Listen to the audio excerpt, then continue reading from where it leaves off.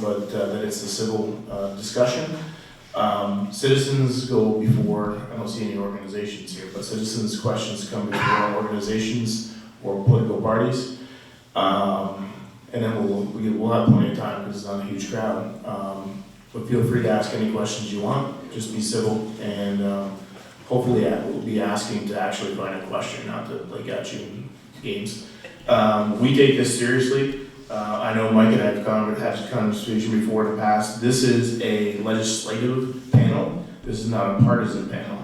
That is for campaign season, etc. This is for us to explain to you as elected officials what we're doing, and for you to ask us as elected officials what we're doing, not part of a campaign. So we run our meetings that way, and just do it that way. So let's start down there with Senator Brock.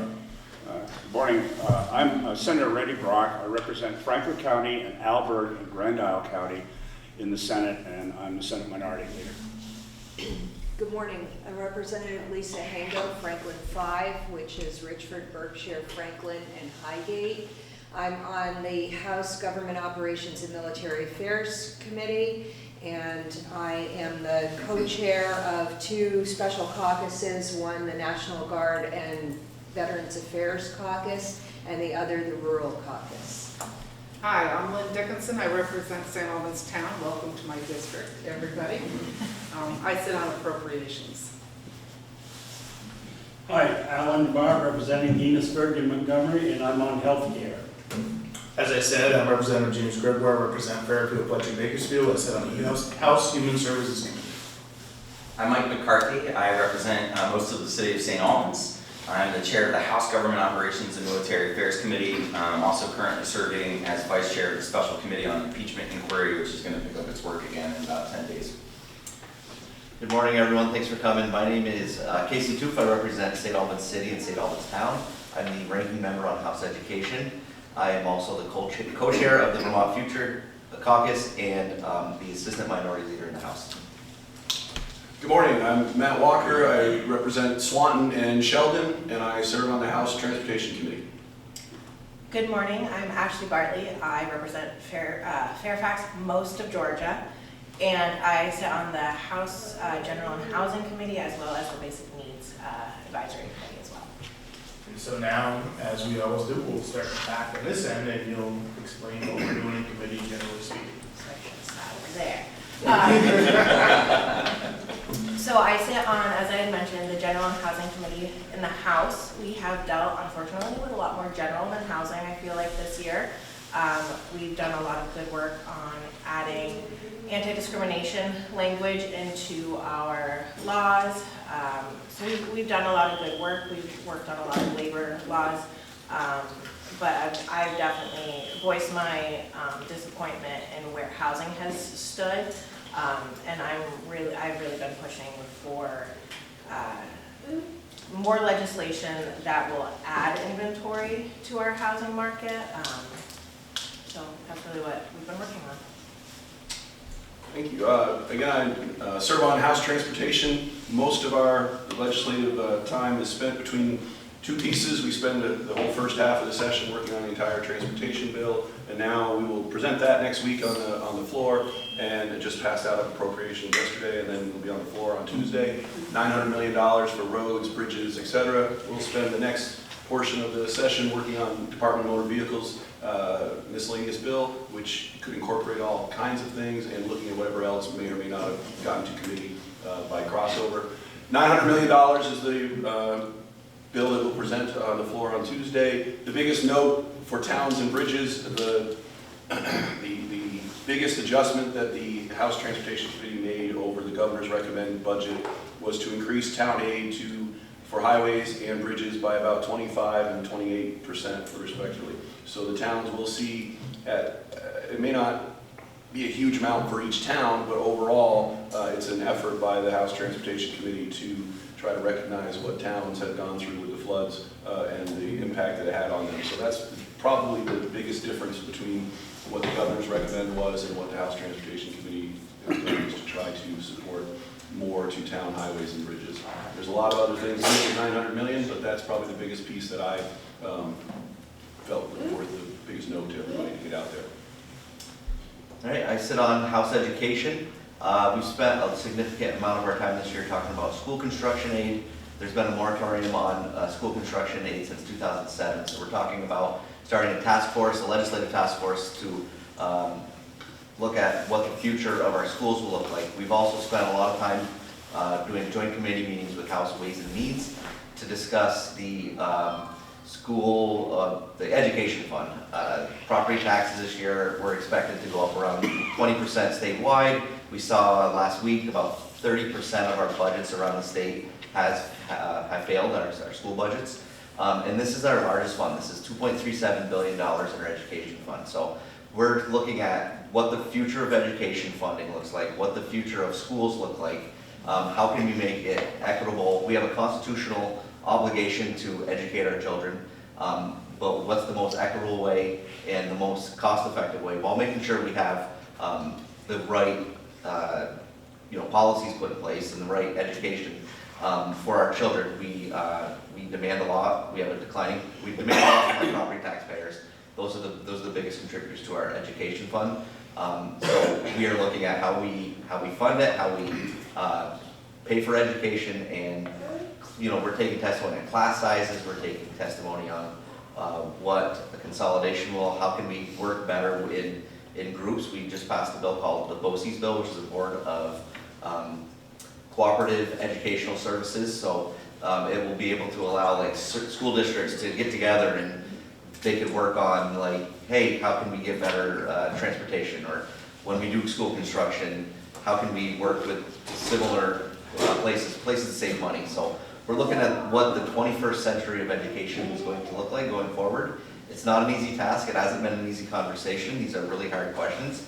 Schools are up against a lot, but taxpayers are up against a lot too. So we're trying to figure out where we go to next, and this is an effort that's going to be a tripartisan effort along with the administration on how to get to that goal. So I look forward to working on that for the rest of the year. We also have a few other bills. We have miscellaneous ed bills that come through that's going to deal with a whole bunch of array of issues. We focus mostly in House Education on policy, not the funding, but this year it seems like that's where we need to focus on restructuring our policies to reflect what we're spending it on. So it's going to be a really interesting year. Our budgets here in St. Albans on Maple Run passed by 55 votes, which is really close, but we were one of those that passed. But like I said, it's going to be a very hard next couple of years, and the legislature is actually going to have to start making some tough decisions. So in House Government Operations and Military Affairs, it's been an incredibly busy week. I won't go through all of the bills that we've passed. I wanted to mention that I left a few copies. I had extra copies of my town meeting day report, which most of that stuff is still relevant on the little podium in the back by the door. So this week, we passed 9 bills out, all on bipartisan votes, almost all of them unanimously. The one I think had the most work and had some of the biggest sort of challenges and redrafts and things that we had to work on was a package of reforms that have to do with ethics across state and local government. So for the last few years, we've incrementally been adding on to the power of the State Ethics Commission. A few years ago, we adopted a state code of ethics for the first time in Vermont, which applies to the General Assembly like us and the executive branch, all the secretaries and commissioners, et cetera.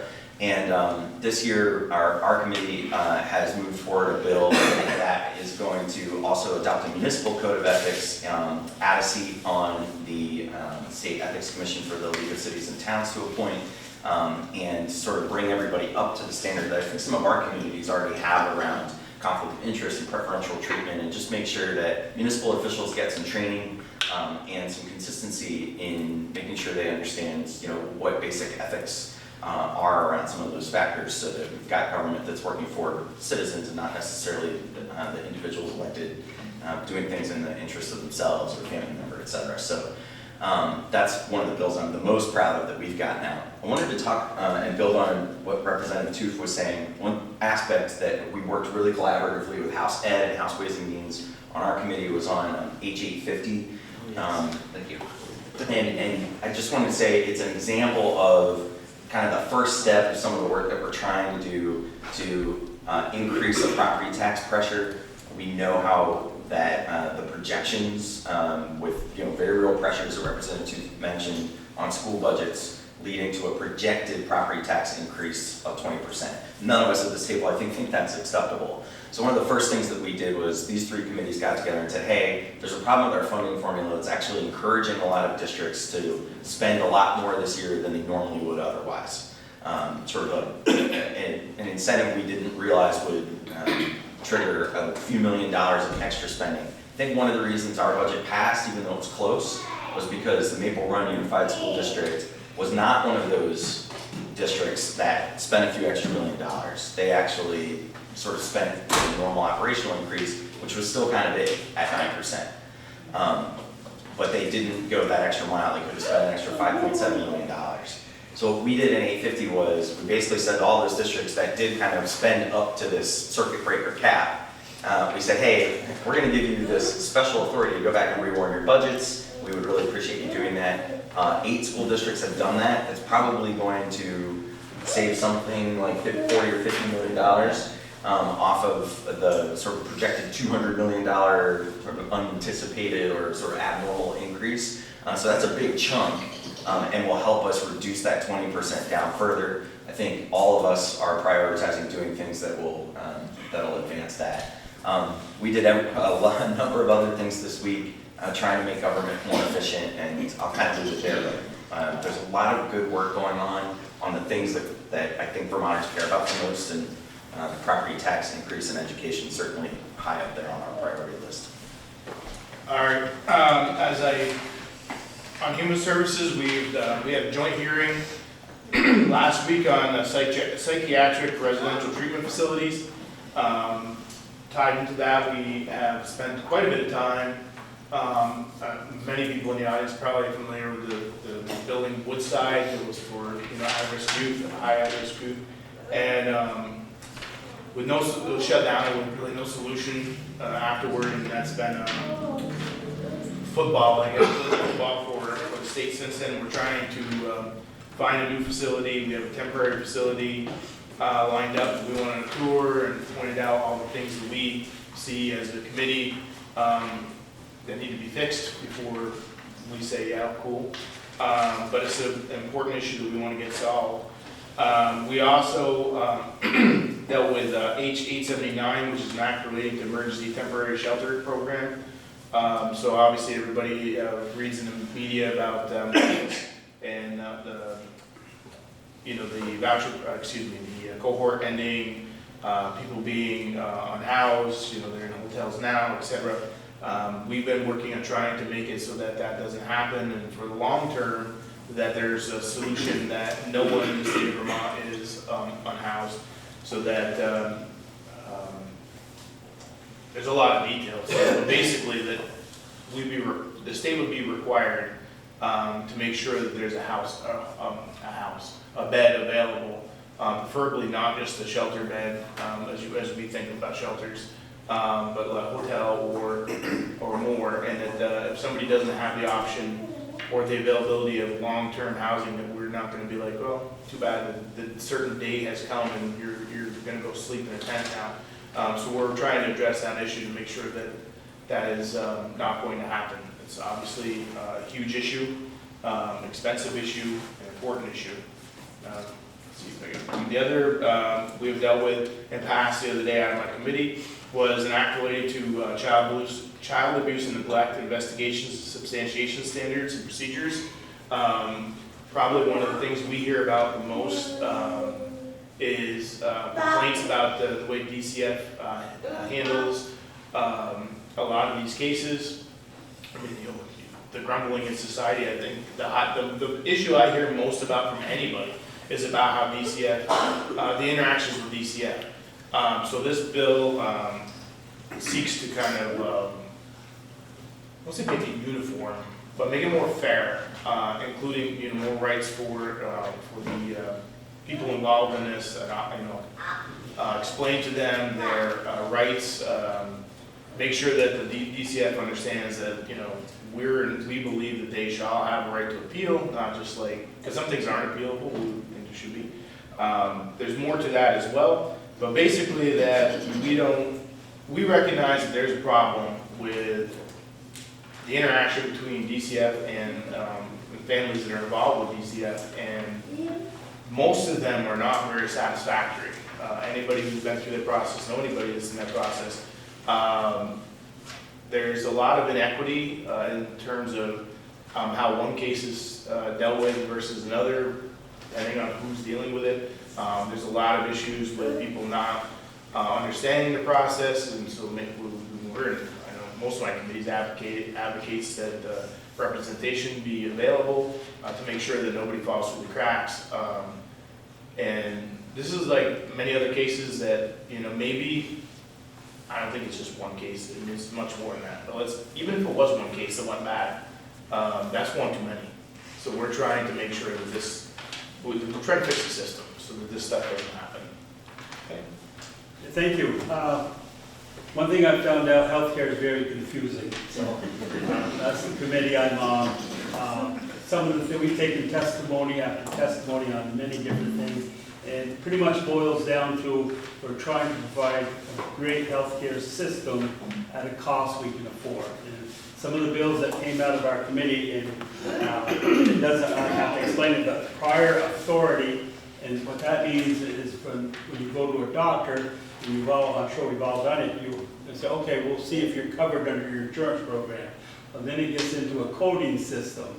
So, the assistant of the provider's got to call the insurance company or internet, and they got to get approval for this. So we're trying to make that a lot easier. So we pretty much bundled a lot of the coding process. So I think you'll hopefully see a big difference when it does come time to get prior authorization. The other part of that bill was step therapy. And what that will do is that when you go to your pharmacy, the insurance companies have agreed. Now this has got to go to this is out of our committee, it's got to go elsewhere to get it passed. So when you go to a pharmacy, you don't have to buy the top shelf medicine. Step therapy means you can get an alternate, a genetic. So that's gone through, and we took a lot of testimony on it, and I don't think we did what exactly we wanted to do, but it's a step in the right direction. So the other thing we did, we passed out of our committee, coverage for diagnostic breast imaging. So insurance companies have agreed to cover a lot of the different types of screening to a certain extent on breast cancers.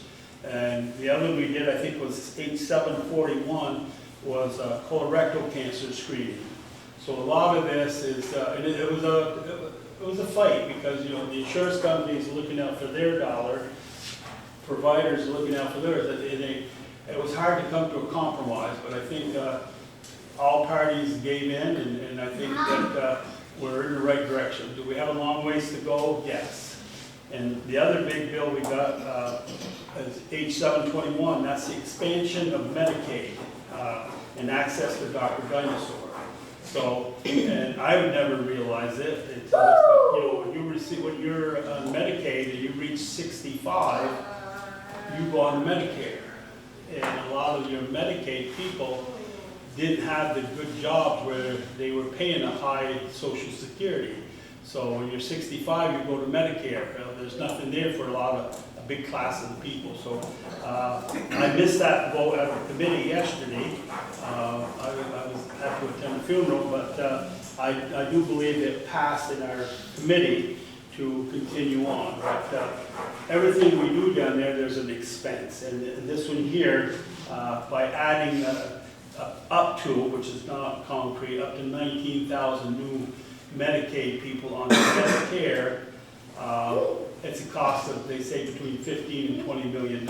So over long term, that's probably going to be a savings, okay? And part of that bill is a Medicare savings plan.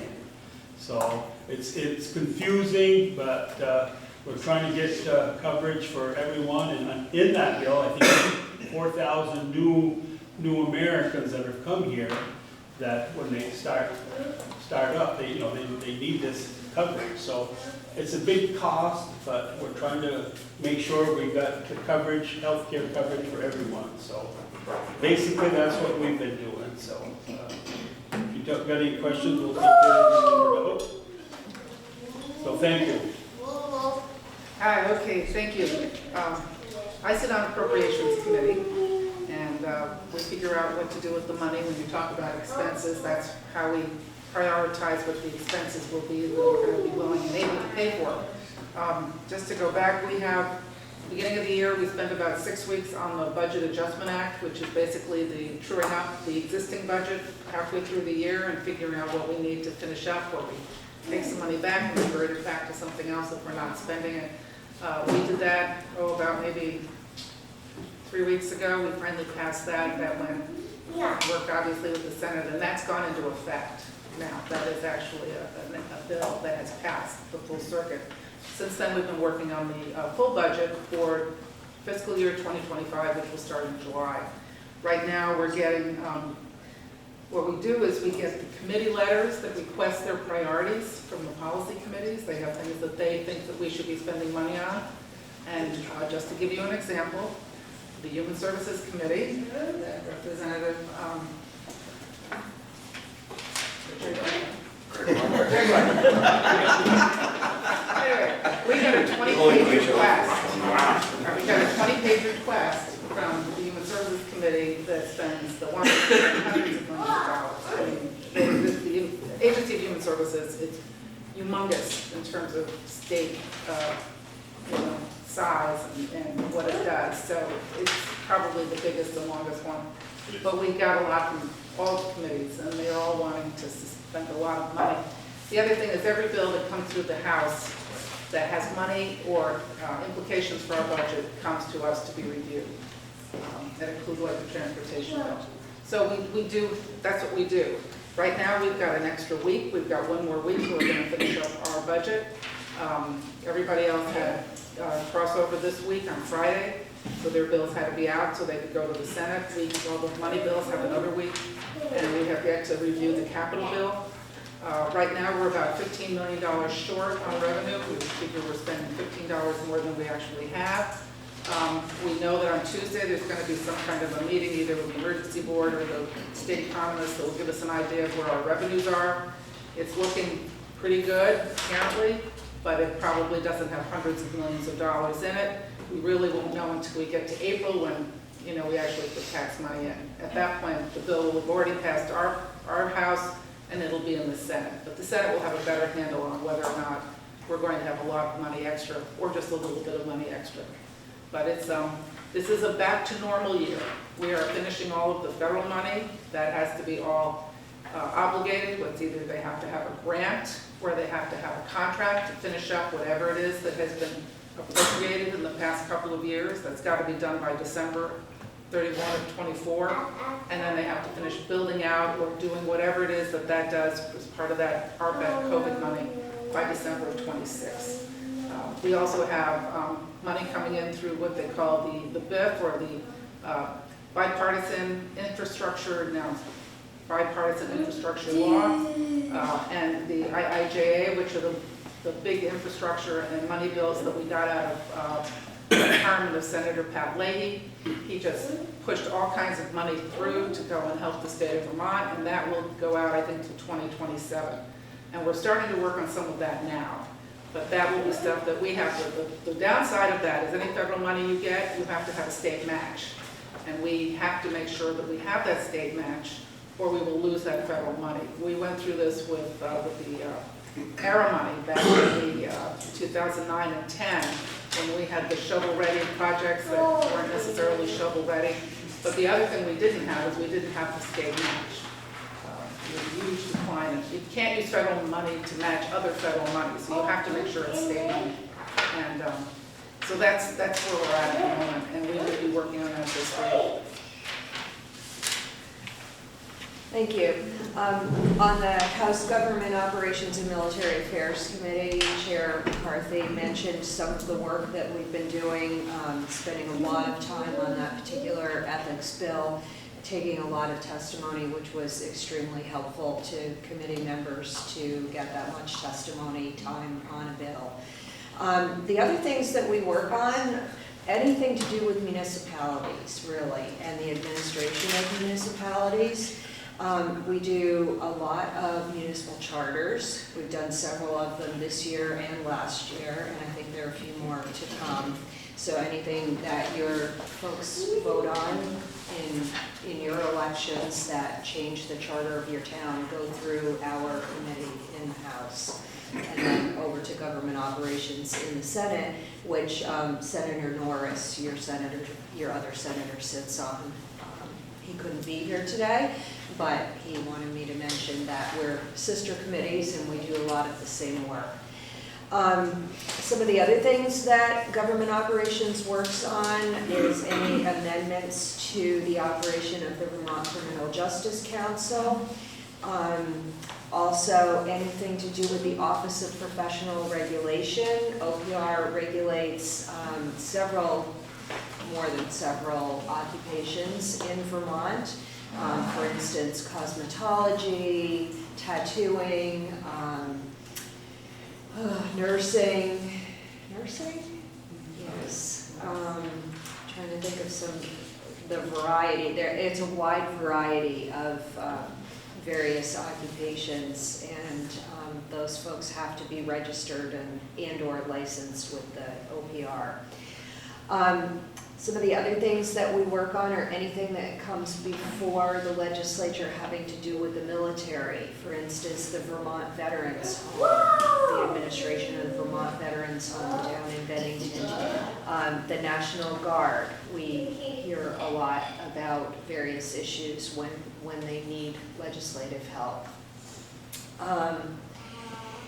Couple of things that Chair McCarthy didn't talk about that I feel like are really big bills that tackle big issues. One of them being animal welfare. A few years ago, a local municipal official asked me, please do something about animal control. We can't handle it in our small towns. So I put in what was called a short form bill. That bill has been in our committee since January of last year, and over the fall, this past fall, a group of stakeholders got together and talked about animal welfare and animal control. It became a very big bill, a very long bill that was really involved. Our committee took up that bill, H626. We pared it down. We tried to think along the lines of the Appropriations Committee, how many positions would be needed to really make this work so it's helpful for all the small towns that can't field their own, for instance, animal control officer, or don't have the facilities to house animals that are seized. So we pared it down. We tried to think of the funding and the financial impact to anyone who was paying, for instance, for animal food or licensing their pet. And we came up with what I feel is a really good compromise, a good starting point. So that's H626. We passed it out yesterday. It will be going to Ways and Means because it contains a fee. It will be going to Appropriations because it contains a new position in state government. The other one is H622, Emergency Medical Services. We have heard for years that our EMS system is broken, and it is working well in certain municipalities, but it is not in others. We're struggling up in northeastern Franklin County for sure with our EMS services. They're having trouble staying alive. They don't get paid if they don't transport an individual, so they're going to folks' homes to help perhaps with somebody who has fallen, somebody who has a drug overdose, things like that that don't want to be transported to the hospital or another healthcare facility. So they're losing money. Every call, I think they estimated every call costs $100, and if they don't get paid for that, that's just something they have to take off their bottom line. So this bill seeks to use the existing advisory committee, which has been in existence for years, and those members come from all over the state, seeks to use that advisory committee as a task force to determine the next steps forward, so we can help small municipalities who don't have the resources and can't really bring down the resources that are available to them because they don't have the people to use that money for training. It's a vicious cycle, and it also seeks to help those municipalities that have good, solid EMS systems be more efficient and work better.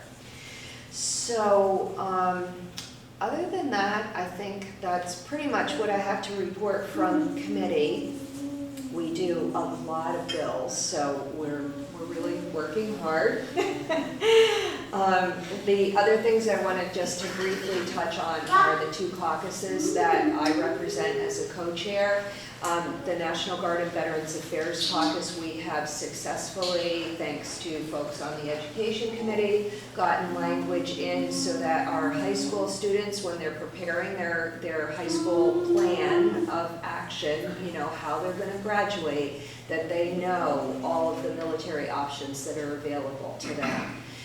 We also are hopeful that with the passing of this bill, that the VSAC Corporation will be able to list in their VSAC literature, where they list all their scholarships, any of the military funded options that are available to high school students, so that parents and students are aware of what options are available to their students when they're going on for their post-secondary certifications, college, or career opportunities. And that was brought to us by a large bipartisan group of legislators who said, you know, my kids are going to college, and they had no idea that this was available to them.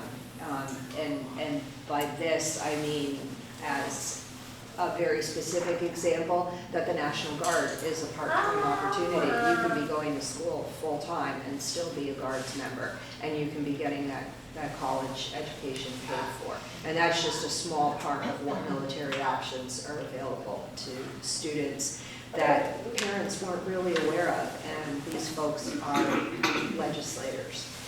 So we were happy to get that into the miscellaneous education bill. Hope it stays in when it goes to the Senate, but we'll be having those conversations.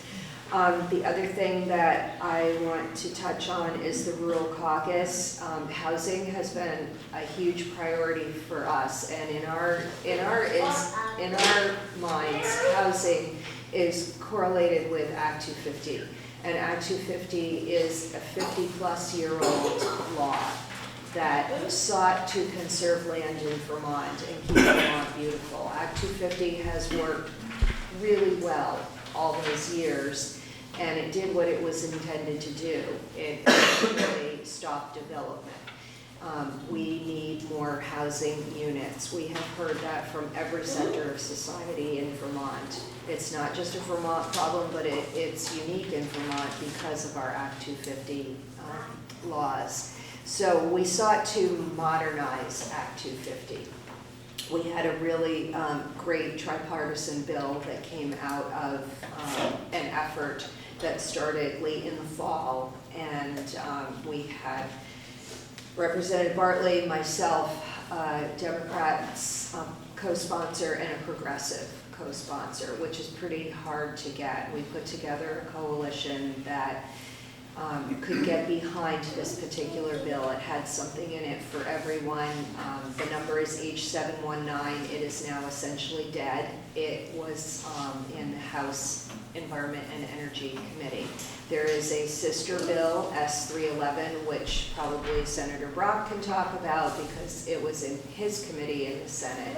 And we're hopeful that with the passage of some other bills, we can work to get some of the language from S311 into another bill and have some semblance of the ability to create more housing in Vermont and to create that housing in appropriate and smart places.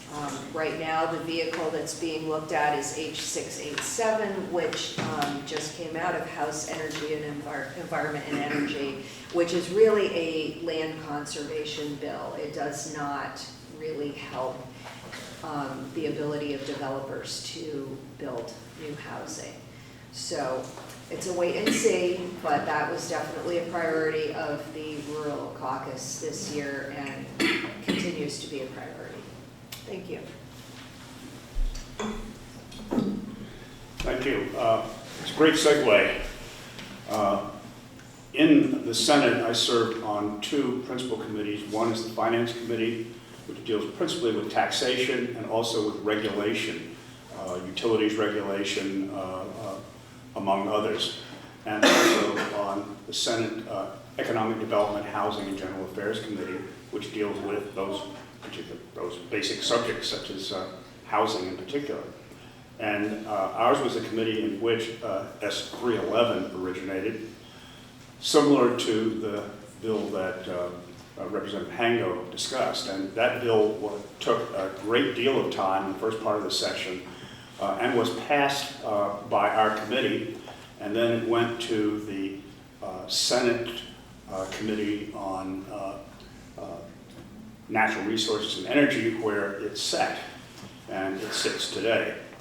The rationale in statements at least made by both the leadership of the House and the Senate is that the hope is that we will take the bill that Representative Hango discussed that comes over that deals with Act 250 issues, and then once it gets to the Senate, which it should next week, if it passes out of the House, we will then take it and add to it relevant portions of S311 by amendment so as to create a housing bill out of whole cloth at that point.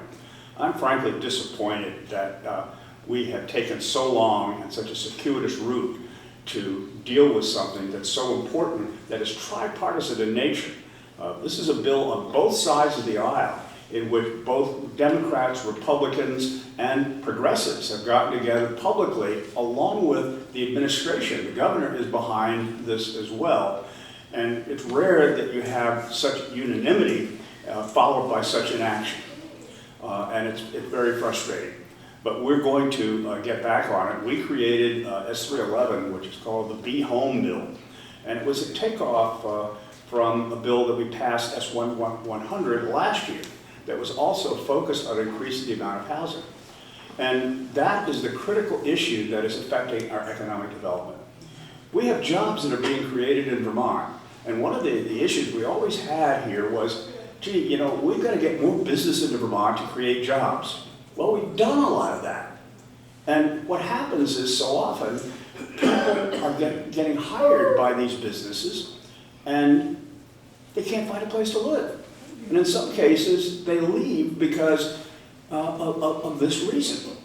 Time and time again, we hear people who say, I need a place to live, and you have almost a zero vacancy rate, not just in Burlington, but also in St. Albans. If you look for apartments in St. Albans, there may be one apartment that is available at any point in time, but the demand is much higher. The housing bill that we've done does a number of things. It speeds up the process, and that has been one of the major problems, that even when we have housing development, it takes forever to get done. Part of it is the regulatory posture that we have, in which everybody and their brother has to sign off on it, review it, inspect it, and it's a duplicative process so often that you go through one set of regulatory barriers and you go all the way through it, and then you have to start all over again if it's above a certain size and do it all over again a second time. Each of these is costly, and each of these takes time, and the purpose of main thing that we did in the Be Home bill is to say, how can we speed this up? How can we make it easier? How can we make it a better coordinated system that still provides the environmental protections that we all want? How can we do it without having to do it over and over and over again and take 3 years from the beginning of a project to its approval for construction, not counting the construction cost? I'm hopeful that we will be able to come to agreement and and to get a housing bill that actually begins to solve the problem, because that is probably the biggest thing that is impeding our ability to go forward, both in economic development, and is impeding the ability of people to literally find a place to live. We'll never solve the housing problem unless we solve this particular problem. This bill is in economic development, housing, and general affairs. We have a few other odds and ends that we've done there. One of them is kind of interesting. We passed out a bill that deals with internet technology design for kids. And one of the problems that we discussed at great length, that we got some national experts in and we looked at what other states are doing as well, is that in a lot of cases, many applications such as TikTok and others have a lot of kids who use them. And the problem is they often use them to excess, and the design of the application is like the design of a narcotic. Is that once the kid gets attached to it, it has unintended consequences as far as the parents, but intended consequences as far as the game designers or the internet designers, to keep the kid hooked. So the kids are staying up until midnight, 1 a.m., 2 a.m., locked into these devices, and they're very interactive, and the issue is how do we control it? What this bill does is it puts some restraints on the developers and the distributors, saying that you can't do things that don't take into account a variety of factors in the bill. The bill is innovatively done in terms of not impeding the ability to advance intellectual property on the one hand, but at the same time talking about designs that are deliberately intended for specific purposes. And we've got, I think, some reasonable tests to do it. I'm concerned, particularly though, about the bill as to whether or not this is going to encourage litigation, because we'll be one of the first, if not the first, to do some of these things nationally. We can guarantee that we're going to get sued. Other states that have tried things like this have gotten sued. We've gotten assurance. I know I had a lengthy discussion in the committee with the Attorney General that this is not going to be a litigation sinkhole in which we're going to spend huge amounts of money defending, and that the AG's office has the ability, using its own staff, to be able to do that. And we've got an assurance that that's the case. The second committee that I'm on that has a lot of things going on is the Finance Committee. The Finance Committee deals with revenue, and revenue is a big problem this year because we don't have any. We don't have any money, and we got to realize that. The party is over in terms of the huge amounts of federal stimulus money. And in some cases, it becomes an I told you so moment. That when we take one-time money and we use it to start new programs that we've got to pay for when the one-time federal money is gone, we've got to figure out how we're going to pay for it if we want to continue those programs, and where's the money going to come from. Unlike you in your homes, if you want to spend something, you decide whether or not you've got the money to do it before you do it. Government operates in exactly the opposite way. We figure out what we're going to do and then scuttle around to try to figure out, well, where's the money going to come from to do that? We're seeing that in education right now. Everybody talks it's an education funding problem. It's not. It's an education spending problem. And when you spend, somebody's got to pay for it. And the question is, who? And that is a major challenge for committees like the Ways and Means Committee in the House and the Finance Committee in the Senate, which deals with revenue. We're waiting to see what the House sends us relative to revenue, because revenue bills have to originate in the House. And once we get that, we're going to have to look at a lot of options, and some of the options are not pleasant. If there's a big gap in education funding, for example, and the property tax revenue as it's scheduled to come in now, and the other revenue sources such as proceeds of sales taxes, as those come in now, and if there is not sufficient money to cover what the Appropriations Committee has spent, then we've got to figure out what do we need to do to get that to happen. And usually that answer is taxation, and taxation is a potential danger right now. We heard the estimates about the increase in the property tax that might be driven by the cost of being able to fund our schools. Some of these budgets are being redone now. We haven't seen all the results of the redone budget, but when they come in, with that, coupled with the revenue estimates based on what's coming in from income tax receipts, which we'll see in April, will give us an idea about how big the gap is and how much actually has to be raised to fund it. But I don't have any doubt right now that we're going to need additional revenues. A lot of things are under discussion, nothing is firm. Among them are an income tax surcharge on high earners. But there we've got to take into account, well, what's the impact of that in terms of discouraging high earners? We already have tax exodus right now of wealthy people from Vermont, and that's been going on for quite a while. Fortunately, we've had other people who come into the state that balance that to some extent.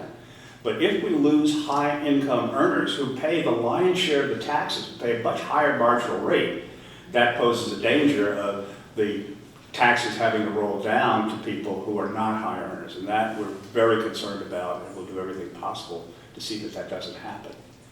There are other kinds of new taxes that are being talked about right now. They're all in the early talking stages, but they include everything from surcharges on internet streaming to obviously surcharges on income. There's talk about adding additional things to be taxed on the sales tax. I think that's unlikely, but that is in the discussion, as well as a lot of other things. But it's early right now, so I can't give you an idea of what in fact is going to happen, but it is a concern. The Finance Committee also deals with regulation and oversight. There's nothing urgent and earth-shattering there. I also serve on several other committees that are perhaps less known. One is the Joint Information Technology Oversight Committee, and that looks over the shoulder of our internet and information technology activities in the state. And some of those are concerning. We look at things like threats based on the kind of blackmail that affected University of Vermont, for example, that cost close to what, $100 million based on the loss that they had. We look at our internet, our information systems as to whether or not we have any that are liable to fall over and cause a major interrupt. One of those systems is the unemployment compensation system. And if you remember what happened when we got the beginning of COVID, in which lots of people got unemployed, the system got overloaded. It's a 50-year-old system, it couldn't handle it, and we've had a system replace it, plans to replace it. That replacement alone is going to cost upwards of $40 million and will take 4 to 5 years, and that's in progress right now. And so we watch that carefully and make recommendations to the administration, and if necessary, the committees of jurisdiction, if any legislation is necessary, to be able to deal with those things. I'm on the Judicial Rules Committee, which takes a look at what the judiciary is doing and needs legislative approval for rules that they enact. Again, there's nothing earth-shattering going on there. The IT Oversight Committee also looks at internet expansion. And there, we were the committee that looks over the shoulder of the communications union districts, 14 of which we established throughout the state, with a goal towards getting broadband to every community in the state within a 5-year period. And that's one good news story. That is proceeding well. We haven't had any blow-ups. Some are not going quite as fast as anticipated, but others are going at rocket speed. And that is a critical goal, particularly for places like parts of Franklin County that are rural, because the danger, if we didn't do that, is we have 2 Vermonts. One that was connected to the internet and was able to do 21st century high-speed connectivity and activity, and a Vermont such as part of which we have now, in which we're still in the 19th century as far as technology. I believe that we're going to bring those things together, and it's going to be within the kind of time frame, and that we may be a leader nationally in terms of getting statewide broadband in a reasonable period of time.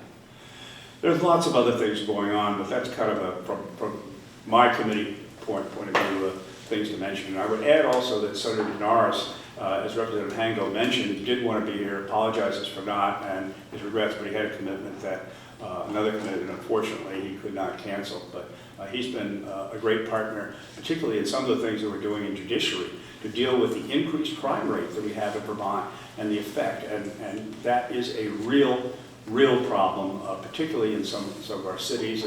All you have to do is watch the Channel 3 and Channel 5 news every night and compare that to what you saw a a few years ago, and you get a sense of the scope of that problem. Thank you, Senator Brock. I forgot to do this at the beginning, but I would like to take a moment to recognize Sean Atkins, who is the town manager of St. Albans Town. They are so kind to let us use this facility today. Representative Toops helped set this up. Thank you so much for that. Sean, do you have anything you'd like to say, or you don't have to if you don't want to, but. You can't really follow that up. Thank you so much. And again, we can't have a meeting if local entities don't allow us to come. We don't have, there's state legislatures across the country that have staff. They have, way more money. They have offices. We don't have any of that. So whenever there's something like a breakfast, if we had to pay for the facility, we wouldn't be able to do it. And also, snacks and stuff that we provide, and every once in a while somebody donates, but, it does come out, we pay for it. We don't have state funds or anything that come out for that. So we really appreciate the entities that allow us to come to their facilities, especially a beautiful place like this, and communicate with you guys. So we're gonna open up to questions. Please ask one question at a time. It's not for any other reason other than the fact that we're not that smart, so we can't keep up with 3 or 4 questions. Yes, Zach. Thank you all for being here, and I wanted to ask a question that touches on a couple things that the legislators talked about, but I think most specifically focuses on the idea that we have a lot of federal money yet to come into the state, as noted by Representative Dickinson. And the need to match those funds. I read a story about the summer meals program that was offered by the Joe Biden administration. That was offered to the state of Vermont. And the summer meals program didn't come into effect, or Vermont lost out on the free summer meals plan for kids because the Agency of Education didn't have the administrative capacity to claim those funds and to match those funds and do that. I think about other areas, specifically, we're seeing housing, we're seeing people who are without housing, and we're seeing problems related to the governor's administration ability to long-term plan for that. We're seeing a lot of short-term work now that's leaving people out in the cold. We don't have an agency of education that's properly staffed and led with a full-time agency of education head, and we have interim appointments serving at state's attorneys' offices in counties around the state. So my question to the delegation is, what do you say to folks who are troubled and concerned by the Scott administration's lack of ability to follow through on some basic administrative stuff and executive branch stuff to make sure that this money is claimed, that this money is matched, that agency heads are fully staffed and resourced to build out long-term plans that can, and in the end, save us money, either with this matching money from the federal government or housing people, or collaborating with school districts across the state in order to work together and partner with each other to save costs at scale. I'm not there are concerns that this isn't being done. And I was just curious if anybody had any assurances that the governor will be, fully staffing his administration to deal with these problems and to take advantage of these opportunities that are coming down the pipe. So I would start by recognizing and letting everybody know we are not the administration, we are the legislature. We do not control the governor, he does not work for us.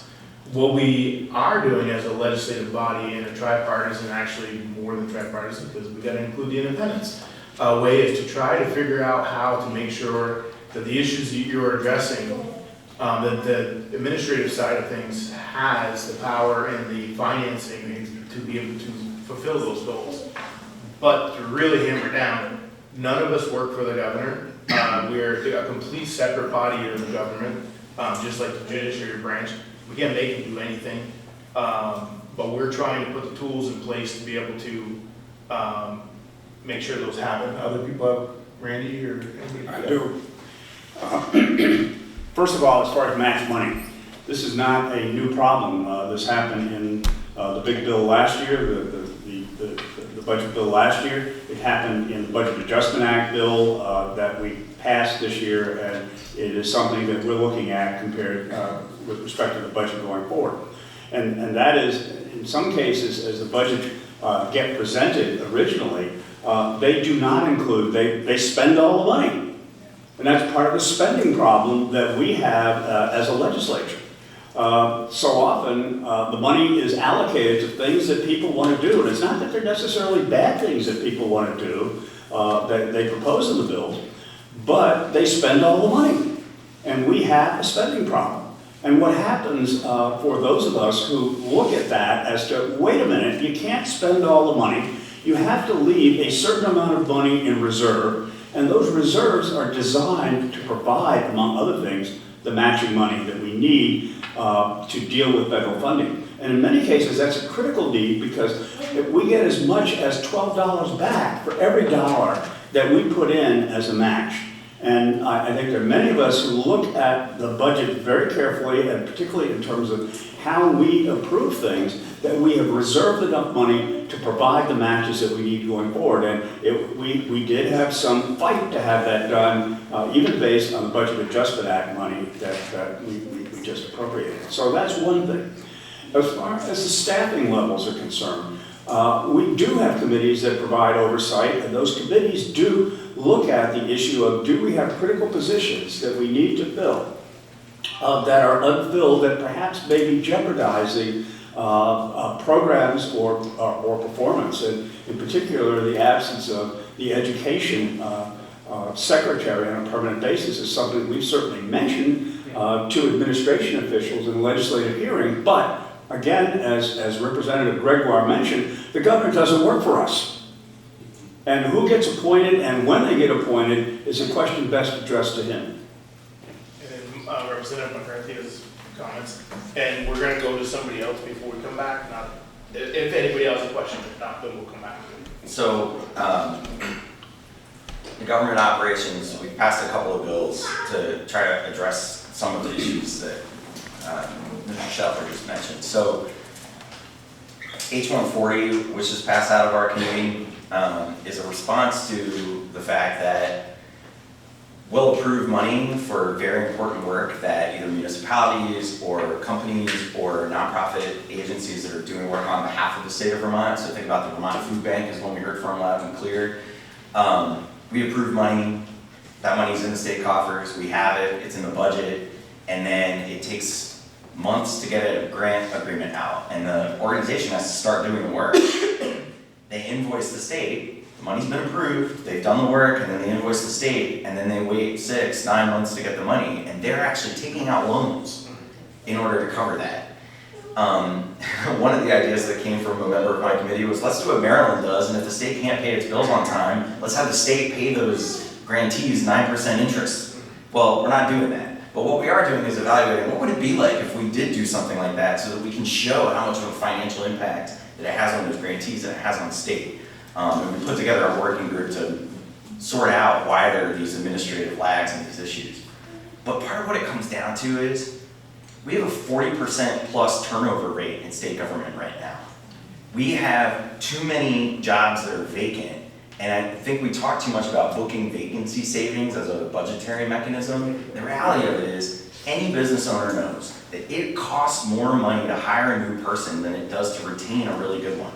And state government should be a place where people feel valued and supported, and that they have what they need, and that they can do the good work for the people of Vermont efficiently, effectively, and without fraud, abuse, and waste. Right now what we have is, I think about ADS. Our committee, GovOps, has jurisdiction over ADS. And we brought ADS in, they say, you know, we kind of need money, we're doing these things. And then what we hear from testimony from the Joint Information Technology Oversight Committee and others anecdotally is, the project managers are just a revolving door. If you've got a good person working for a state agency from the Agency of Digital Services on a project and they're doing a good job and it's efficient, they get snapped up by the private sector or they get moved to a different thing, and then it's just months of delays and things aren't working. So some of that is because we have an economy that has issues but is booming, and that's good. But part of it is, I don't think state government is being managed very well right now.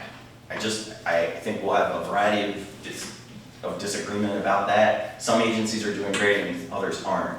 But it's taking way too long to have a Secretary of Education. The governor did not come to us with a plan.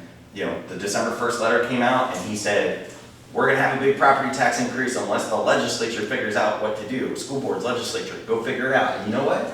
We all got together and we're starting to do stuff and we're rolling up our sleeves and doing it. It is frustrating that the well-funded, well-staffed executive branch is not pitching in to the same degree that we are in terms of solving the problems that are hurting Vermonters the most right now. Can I just make a quick comment? Well, Casey's first, but following up on what Representative McCarthy said, I know on our committee, we do, obviously we have oversight to a degree. It's not like Congress, we can't make anybody do anything. But we constantly tell people from the other branch that it's not satisfactory when, especially like a nonprofit or a designated agency is not getting paid for something that they're doing until much later. We just had a situation where they're about a year behind paying, and there was a misunderstanding about whether it should be paid. And as soon as we as a committee said, listen, this was the intent of the law, it was clear, about a week later they were paid. That shouldn't happen. That's not a partisan issue. That happens everywhere you go, but it's not satisfactory. We will all agree on that. Representative Tu. Yeah, thanks. I just want to touch on one part of your question where you talked about how schools have looked to the administration for help. The governor, I've known since 2017, has been putting out a lot of statements, a lot of suggestions. The legislature has continually not listened to his requests when it's come to education. He's talked about class sizes, he's talked about consolidation, he's talked about these important things for about 7 or 8 years now.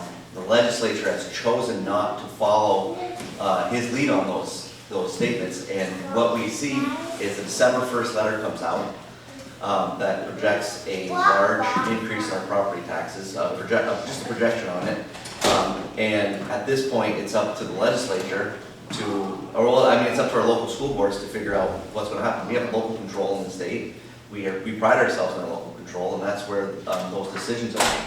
The problem that we came in with Act 127 is when we changed the weights on the schools.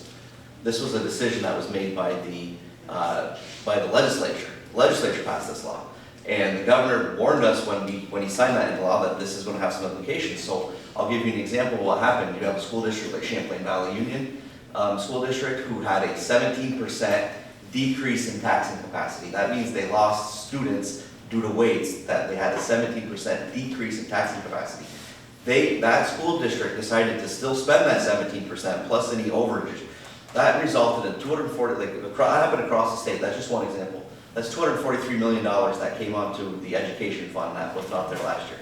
These are issues that the governor's been talking about. Be careful when you make these decisions.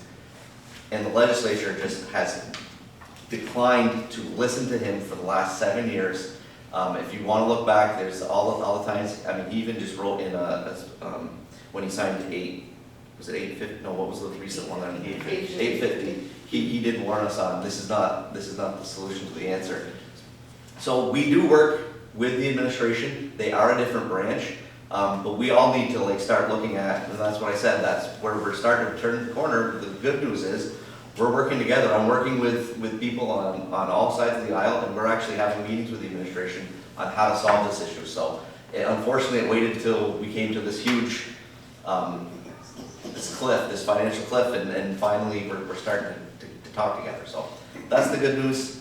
That's it. And Hank will have the last word. Just a very quick comment with my school board hat that I wear.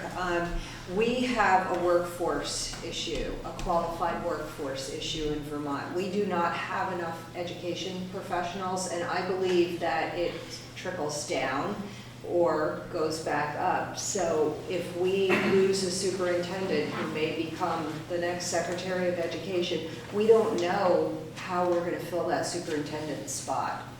The lack of applicants, the size of the applicant pool is just unbelievably small. Even hiring a building administrator, a principal, we have very, very few applicants. And it's becoming more and more difficult, particularly in our rural areas, to find those folks. So I just want to caution, you know, it's certainly necessary to have a permanent Secretary of Education, but to find the appropriate person, and I have no idea if this is why the governor hasn't appointed anybody, I haven't asked him. But in my opinion, it is very difficult to find people, and it's not just in the education industry. It is across the board in all of our industries that we are having trouble finding people to do the hard work that's asked of them to do. Okay, and Representative Nix, just really quick. Yeah, but, I just want to address the issue of the Secretary of Education. I served on the Appropriations Committee with the first Secretary of Education that came in a few years ago, and she's now representing her community. But there are a lot of very, very capable people in state government, especially in the upper echelon areas where they are deputies and they've been head of different areas of their specific agencies. Heather Bushy has been there probably 30 years. She's just this incredibly dedicated person who is more than qualified actually to be the Secretary of Education if she choose or if she and the governor decide that that's what they both want to do. So I think that it's very difficult. I mean, it's easy to blame Phil Scott for everything. You know, he's the result of all these things that are bad. And there's a lot of that going on up here. But the issue is that we don't have enough people to fill vacancies anywhere, whether it's a private industry, whether it's in your schools, whether it's in state government. Representative McCarthy's correct. We have this huge turnover in the vacancies. We used to use it as a way to save money, 20 years ago. Now it's a way of, oh my God, where can we find people to fill these vacancies and to get this job done? And if you're good, you will be gone. I mean, there's some ridiculous number of people, 50% leave the first 6 months, and then if you don't stay the first 6 months, you're going to be gone within a year. I mean, it's a crisis for the state of Vermont. Every aspect of our labor force, workforce development is incredibly important, and there isn't anybody more dedicated to that than the governor, who comes from a trades background, who was a vocational education teacher. That's what he trained at. And he understands the need for this stuff better than most of our governors have in the past. So I think that you have to really be sure that when you're talking about all of these bad things happening, we do have money shortages. We do not have the ARPA money. We have gone and shortchanged sometimes for match. Last year, the budget had $63 million, and it was put aside specifically in the transportation fund, I believe it was, that was supposed to be used for the match for all of these federal monies coming down through BIF and IIJA. We spent it all. We had no desire. The Appropriations Committee chair said, we're not doing that. And we didn't. We had $29 million that we got as extra money for the BAA that came in as revenue back in January at the emergency board meeting.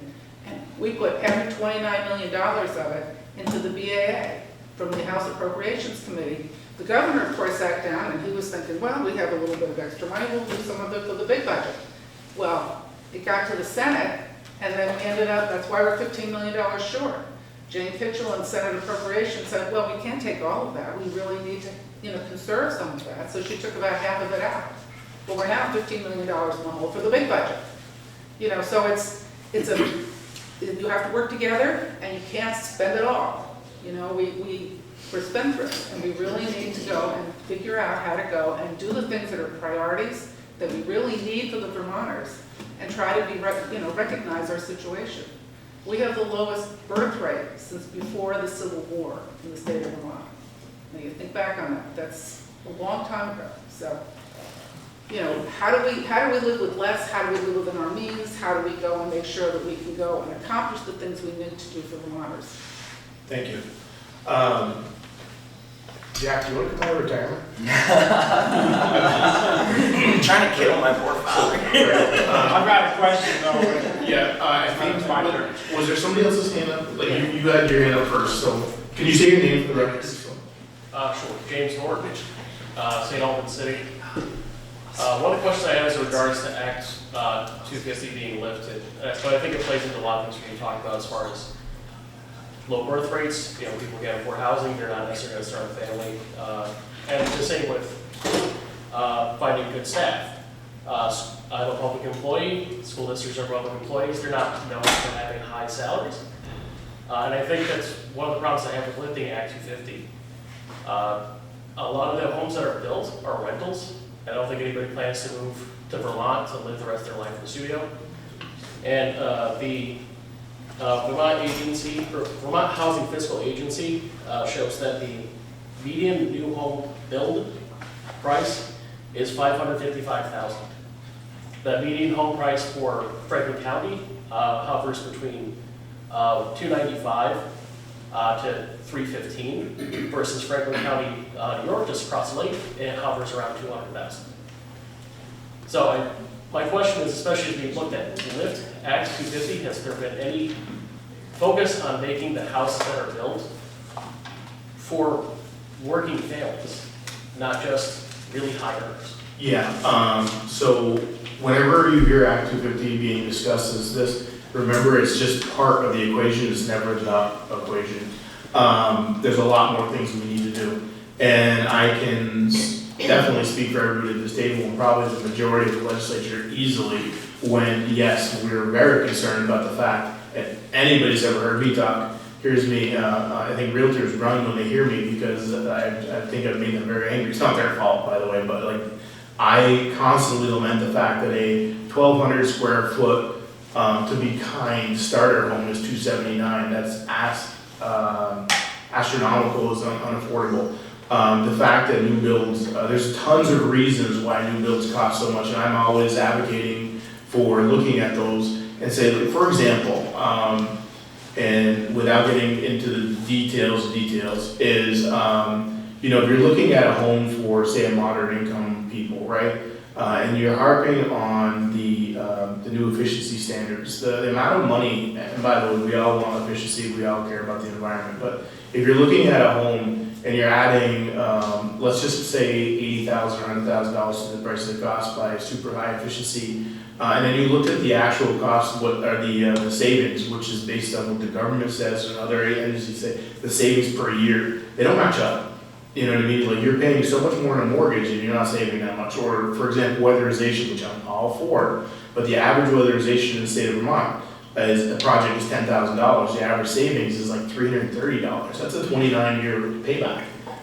So you have to, like, I'm always thinking about those things. How are the requirements that we're putting on this adding to the cost, or that we limit the size of a development to, let's just say 20 units, whereas if you can do 30 units on a property, that's less of your fixed costs spread across more units. Obviously, I think all of us agree that like building downtowns and stuff is more cost effective. Obviously, and people that are lower income, especially, it's better for them. Obviously, for I'm a firm believer, by the way, you live where you want to live. I am never going to tell somebody where to live.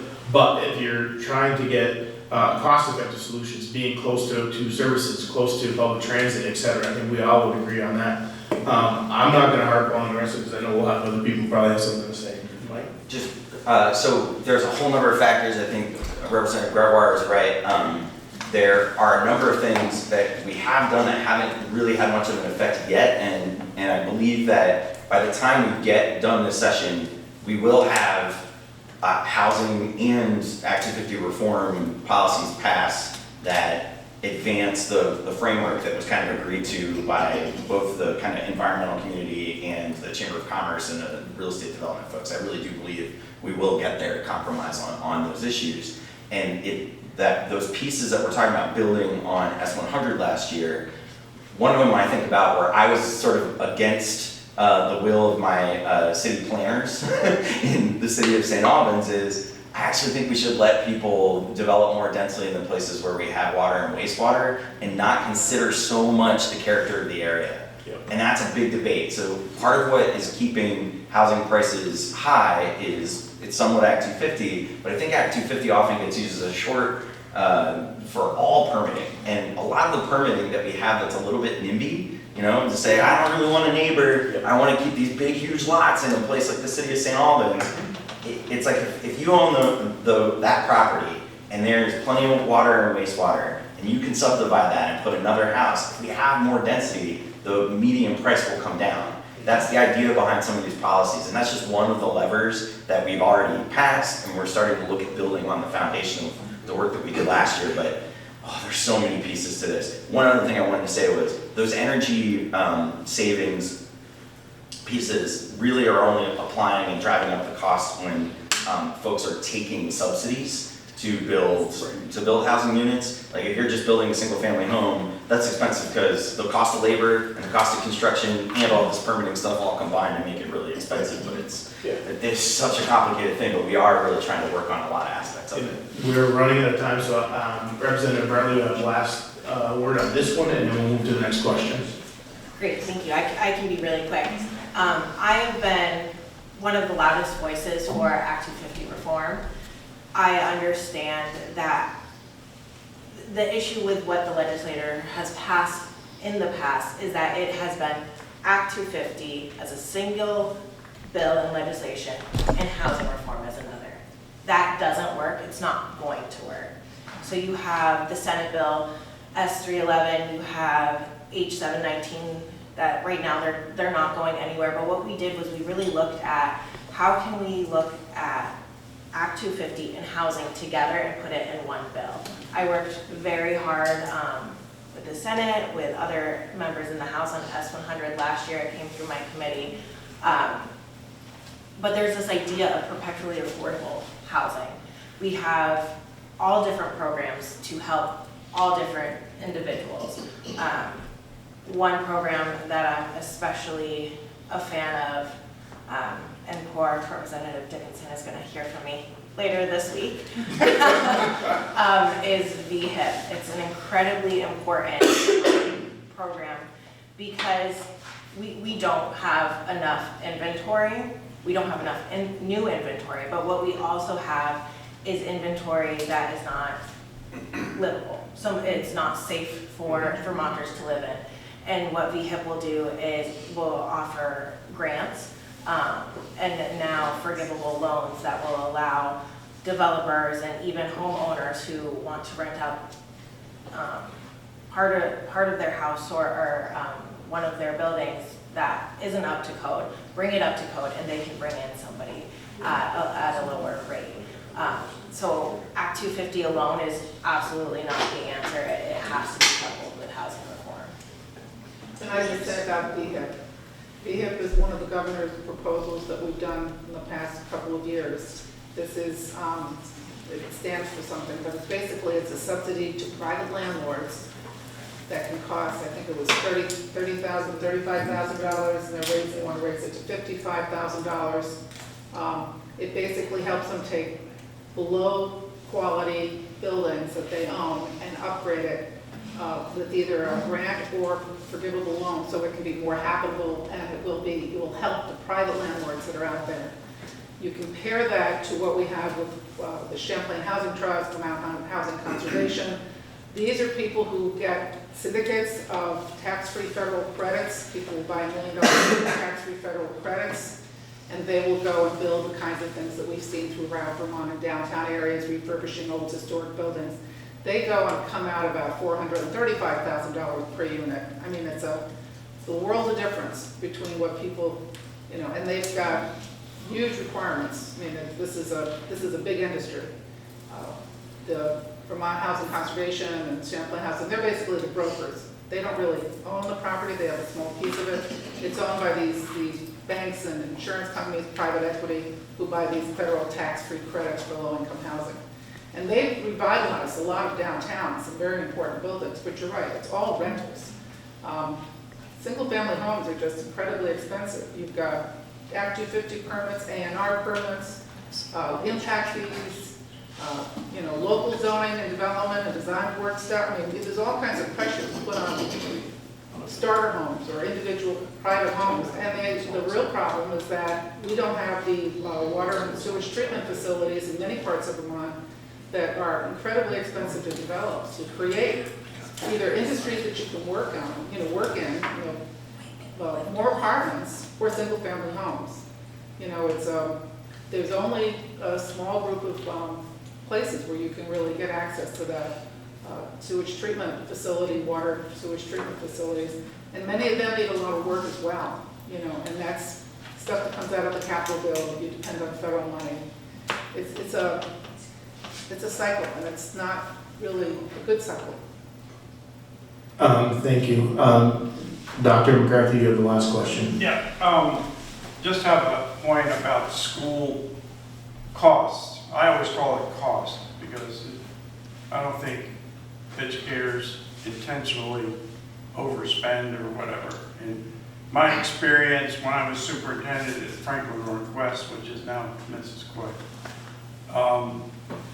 the 5 schools there, if we took the state list of spending, I'm really not proud of this, but they were the lowest spending schools. So I have experience at holding budgets down.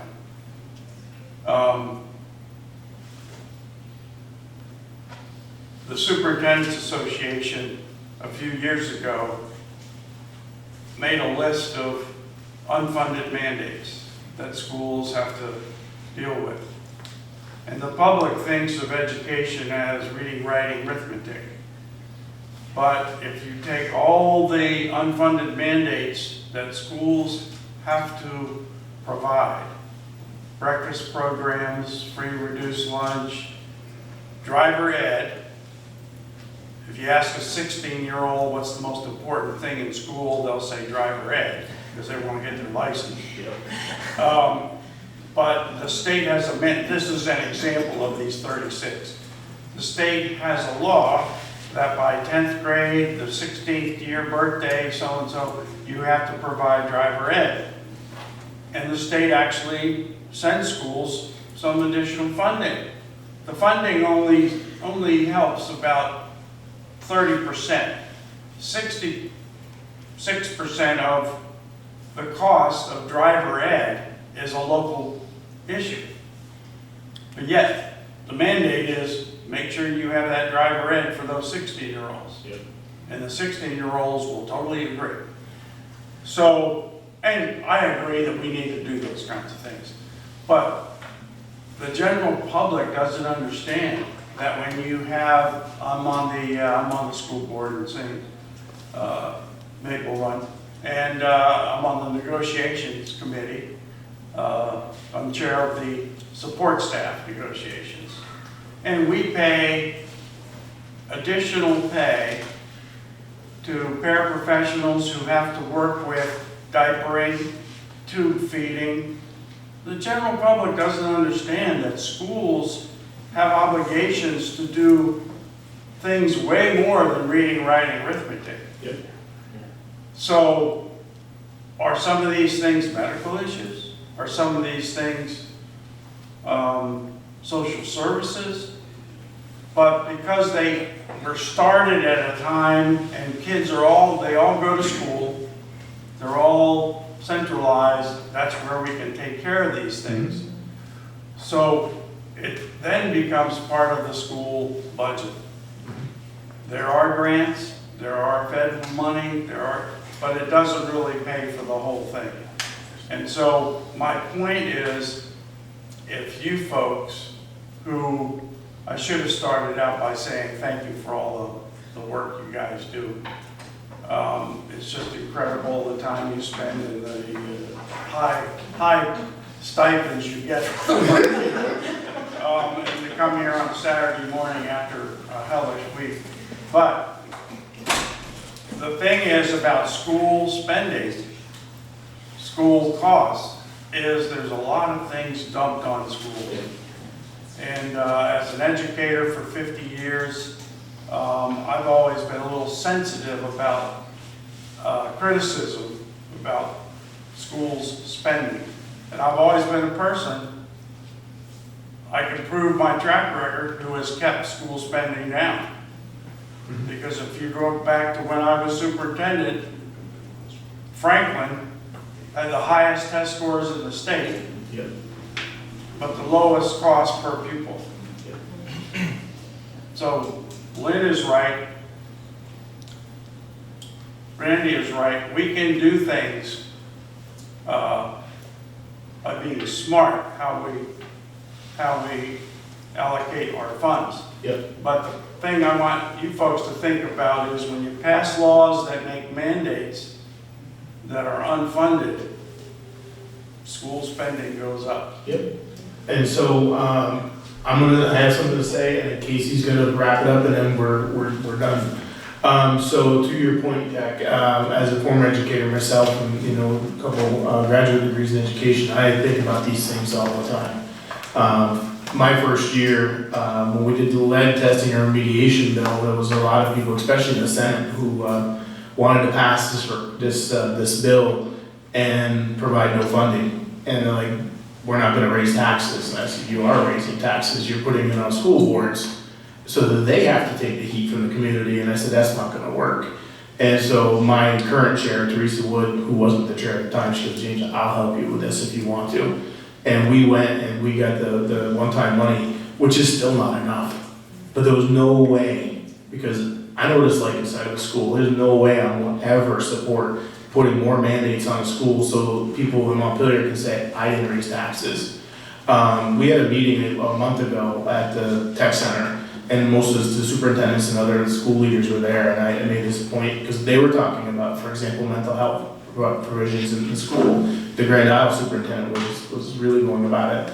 And none of us disagree that maybe that's the place where contact can happen because kids are there, but it should be run through, for example, a designated agency, right? Instead of the schools poaching from the designated agencies, the designated agencies have the mental health capacity to provide the service in the school, but it should be billed through the designated agency so it doesn't make the community go, why is the school budget going up so much? Well, because we have all these other needs, as you just mentioned, and I'm a big fan of realigning almost everything in government that the actual expense is shown to where it actually belongs. So, thank you for saying I would that. like to say, Well, like to say Lynn, real quick. it's Casey's turn and then we're done. Thank you. I'll talk to you offline. We talked about it yesterday on TAs. First, I just want to say thank you for your service for 50 years. I appreciate everything you've done for the state of Vermont, but it's really important to talk about that because that is a really good, your point is very well taken. Every time we put stress on the ed fund, every time we put unfunded mandates on the school boards, that stress that they have to deal with within their 20, I'd say 20% of the budget that they can work with because most of it's filled up. 15, it's only 15% is discretionary money. Yeah, so you're absolutely right. One of the issues we're talking about when we talk about reforming education and one of the conversations that happen is this human services issue? Is this an issue that we need to look at where that money comes from? Does it really have to be on the back of the property taxes? Is this something that can come out of the general fund? Those are the conversations we're going to have going forward because those are issues. The student population now is different than when I was in school, it's different when, 20 years before that. So I really do appreciate that conversation. And we do have these conversations a lot in house education. Unfunded mandates is a word we bring up all the time. We say, well, we back up, we got to be careful because it is a big stress on schools. Thank you. And I know, so Representative Dickinson definitely has things you can talk about this, and I know Representative Hango had things to say about housing, but we do have we asked the town for this until 9:30, and I'm not going to keep Sean all day, so we can have those conversations offline, and yeah.